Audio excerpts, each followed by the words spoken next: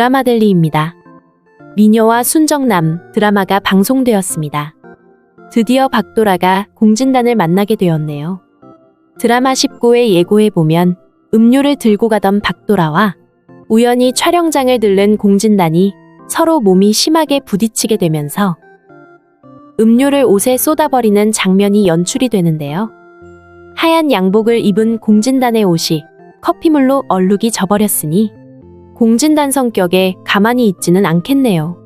그 두 사람의 부딪히는 장면을 고필승이 눈여겨보는 모습까지 예고가 돼 있는 상황이라 공진단이 박도라를 알아보게 될지, 그리고 박도라가 순간적으로 남아 기억을 되찾아 공진단이 누군지 알아차리게 될지 극적인 관심이 생기고 있네요. 만일 공진단이 박도라라는 걸 알게 되고 뭔가 이상하다 생각을 하게 된다면 곧장 엄마 백미자를 찾아가게 될 텐데요. 만일 박도라가 살아있다는 사실이 백미자의 귀에 들어가게 된다면 일은 일파만파 어떻게 벌어질지 짐작할 수가 없네요. 지금 상황 김지영이라는 인물이 박도라라는 사실은 고필승 혼자 알고 있는 일입니다. 박도라는 얼마 전 고필승에게로 넘어지던 커다란 사다리를 막아서느라 바닥으로 쓰러진 적이 있었죠. 병원에 입원한 상황에서 고필승이 박도라 발목에 새겨진 타투를 발견하게 되었는데요. 이것 하나만으로 고필승은 모든 사실을 다 알게 되었네요. 고필승은 박도라를 만났던 바닷가를 찾아가 동네 사람들을 만나 2년 전의 이야기를 다 듣게 되었습니다. 결국은 박도라와 백미자의 유전자 검사까지 하게 되면서 두 사람이 엄마와 딸의 관계라는 사실을 확인했는데요. 고필승이 보기엔 아직 박도라가 자신을 김지영으로 알고 있고 과거의 기억을 모두 잃은 것으로 보이기 때문에 김지영이 김지영이 아니라 박도라라는 사실을 비밀에 붙여놓은 상황입니다. 더구나 본인인 김지영이 스스로 박도라라는 걸 알게 되는 게 정말로 필요한 일인가에 대해서도 회의를 가지게 된 건데요. 사실 박도라가 바다로 가서 몸을 던지게 된 이유는 자신의 엄마 백미자가 도박으로 만들어 놓은 엄청난 빚과도 큰 관계가 있습니다. 그리고 결정적인 건 공진단이었죠. 백미자의 도박이 기본적인 요인이긴 했지만 공진단이라는 사람의 역할이 없었다면 박도라는 열심히 일해서 빚을 갚으려고 노력했을 텐데요. 하지만 공진단이라는 인물이 박도라의 인생에 뛰어들게 된 건 또 박도라 엄마 백미자였기 때문에 백미자와 공진단은 박도라의 최악의 결정에 가장 큰 영향을 미친 사람으로 볼 수 있습니다. 백미자에게 속아 박도라가 자신을 좋아한다고 생각했던 공진단은 배신감에 불타 박도라를 위험에 빠뜨렸던 건데요.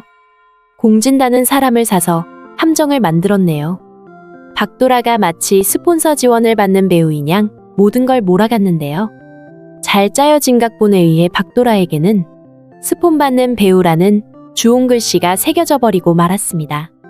결국 그 일에 대한 진실도 밝히지 못하고 더 이상 숨을 곳이 없어진 박도라는 바다로 뛰어내릴 수밖에 없었네요. 그런 상황에 그저 세월만 2년이 흘러버린 입장이라 지금 박도라가 김지영이 아니라 자신이 박도라라는 사실을 모두 기억하게 된다고 해도 스스로에게 불행감만 더해질 뿐일 건데요. 방송 일을 할 수도 없고 떳떳하게 삶을 살아갈 입장도 안 될 테니 말이죠.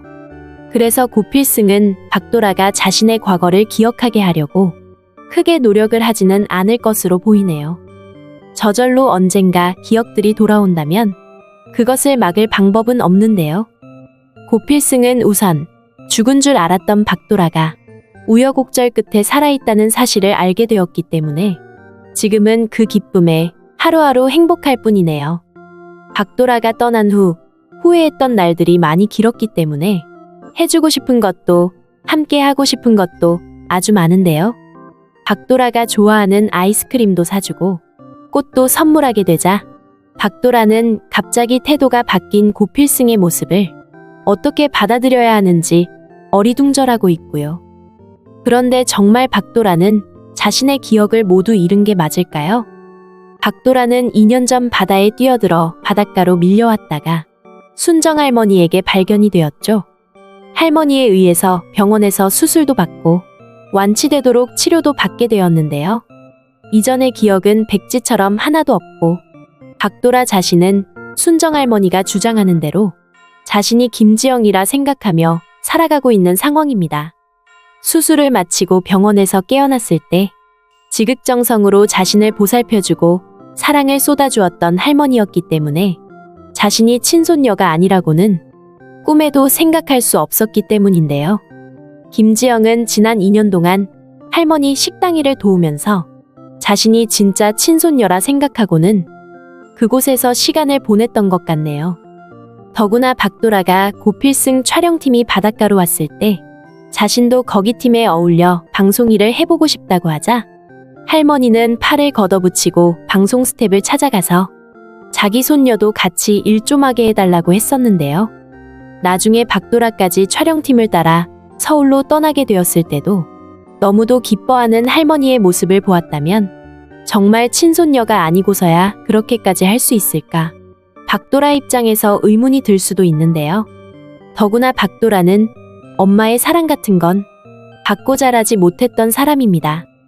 오죽하면 고필승이 백미자와 박도라의 유전자 검사를 의뢰했을 때 어떤 시청자분들은 제발 친자가 아닌 것으로 결과가 나오면 좋겠다 생각을 하셨다고 했네요. 백미자는 박도라가 어릴 때부터 노예 부리듯이 부려먹은 데다 자신의 도박빚을 갚으려고 공진단에게 억지 결혼까지 시키려고 했던 인물입니다. 강화도의 별장까지 잡아놓고는 공진단과 박도라 둘만 두고 떠나는 백미자가 절대 친엄마는 아닐 거라 생각했었지만 유전자가 일치하는 걸 보니 엄마는 맞았던 모양이네요. 하지만 엄마라고 다 엄마는 아니죠. 백미자가 저지른 최악의 일은 누가 뭐라고 해도 공진단과 엮어지도록 공작을 했다는 것입니다. 공진단은 그래도 양심은 있었던지 박도라가 죽고 나서도 한참 동안 박도라의 꿈을 꾸었습니다. 박도라가 피 흘리며 나타나 공진단의 목을 조르거나 뒤에 서서 빤히 노려보는 그런 꿈이었는데요. 결국은 자신이 박도라를 그렇게 만들었다는 가책으로 그런 무서운 악몽에 시달리게 되었던 것이죠.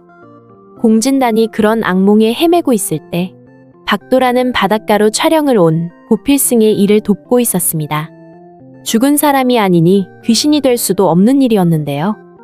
하지만 공진단이 엄마 홍혜교와 찾아간 만신굿당 점집에서는 다른 엄청난 소리를 했네요. 박도라 처녀 귀신이 공진단에게 찰싹 붙어서 절대 안 떨어지고 있다고 말이죠. 나 도라예요, 박도라. 내가 왜 당신 곁에 들러붙어 있는지 당신이 가슴에 손을 얹고 생각해봐요. 박도라 귀신을 떨쳐내려고 한참 구판을 벌이던 무당이 박도라 목소리를 흉내냈네요. 박도라 귀신이 자신에게 붙어있다고 철석같이 믿은 공진단은 나 싫다고 가놓고 왜 이러는 거야? 내가 너 때문에 얼마나 가슴 찢어지게 아팠는지 알아?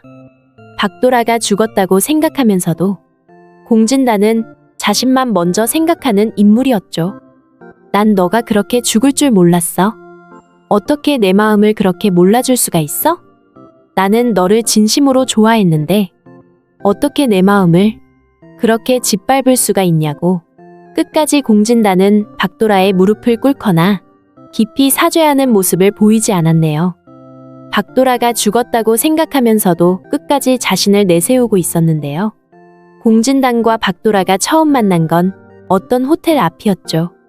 다른 여자와 호텔에서 밤을 새고는 대낮까지 출근을 하지 않자 홍혜교가 호텔로 찾아갔던 날이었네요. 홍혜교는 대일철강이라는 기업의 딸과 맞선을 보라고 공진단에게 강요했습니다. 공진단이 첩의 자식인 신분이라 APP그룹 후계자로 자리가 불안한 입장이었는데요.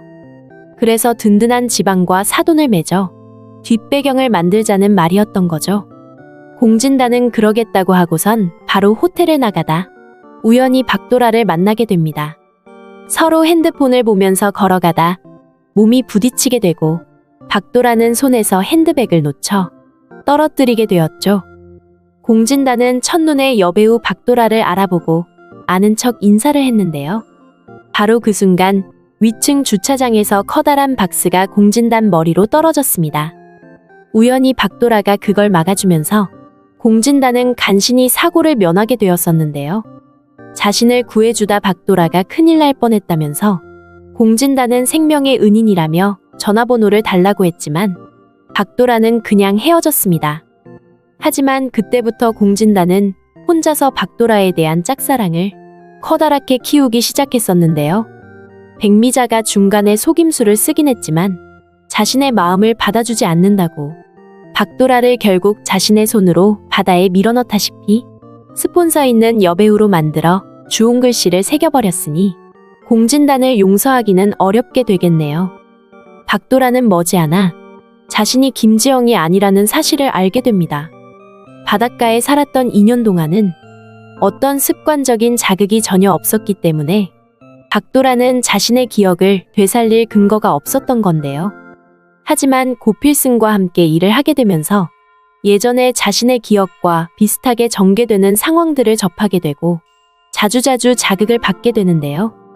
조금씩 기억이 돌아오면서 자신이 왜 바닷가로 달려가게 되었는지까지 모두 알아버리게 되겠네요. 박도라 입장에서는 다시는 돌아가고 싶지 않은 과거일 텐데요. 하지만 고필승이 그럼 박도라를 옆에서 지키고 있으니 큰 걱정은 하지 않아도 될 것 같네요. 우선 박도라는 공진단이 저지른 일을 스스로 반성하고 사죄하도록 만들게 될 텐데요. 아마도 기억이 하나씩 돌아오면서 공진단이 가장 두려워하는 귀신 작전으로 공진단이 참회하고 반성하면서 자신이 저지른 일들을 세상에 모두 고백하도록 일을 만들지 않을까 예상이 됩니다. 그렇게 되면 박도라가 치욕의 주홍글씨는 벗게 될 테니까요. 무엇보다 빨리 박도라의 기억이 돌아와 고필승과 예전처럼 알콩달콩 행복하게 사랑이 이어지면 좋겠습니다. 드라마들리였습니다. 재미있으셨다면 구독과 좋아요 부탁드릴게요. 감사합니다.